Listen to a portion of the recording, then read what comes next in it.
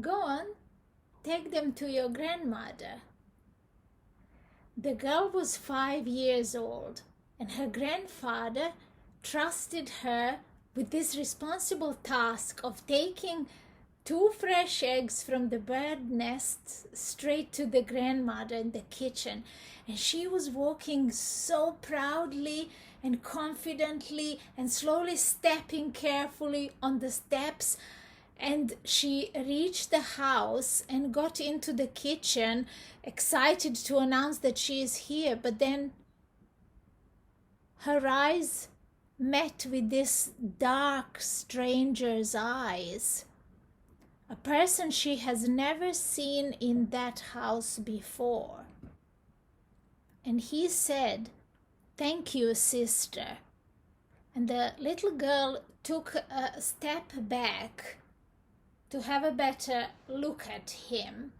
She turned towards her grandmother, but her grandmother had her back turned towards the girl, and she was unwrapping this big cloth in which she wrapped the fresh bread that she baked that morning. Her attention was there on the kitchen table. So the girl turned again to the man sitting there in the chair, and she saw him biting his fingers. He was obviously hungry, and he was beaten and down, but he didn't look dangerous.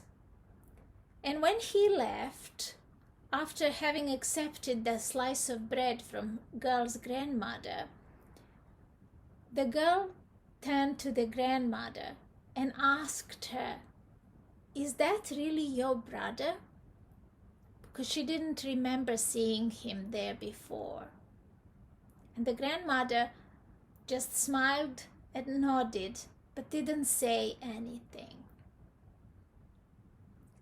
That little girl was me, and that was my grandmother in the kitchen that day. And the person who was sitting in her kitchen was an old gypsy who didn't have a home.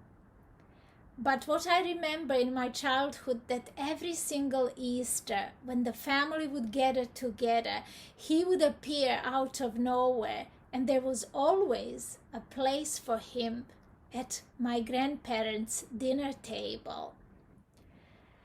Before he sat at the table, my grandfather would give him clothes, and then he would leave, having eaten lunch and having received new clothes from them.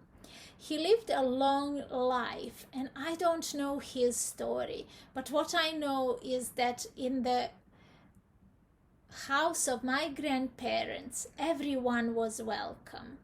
And I knew that our dinner table could always extend to have room for 1, 2, or 3 even people more than were in our family always. These values brought me into this world with so many different friends, and I could only encourage you to live with an open heart, because when you do, magic can come from any direction. So don't forget, life rewards you when you find time for kindness. Find time for lonely people. You may be saving their life, but they're in fact helping you save your soul. There is always room for one more, friends. That never puts us out, but it can actually literally help someone save themselves. Spread love and spread joy everywhere you go. Life is too short for anything else but love, unconditional love, and kindness.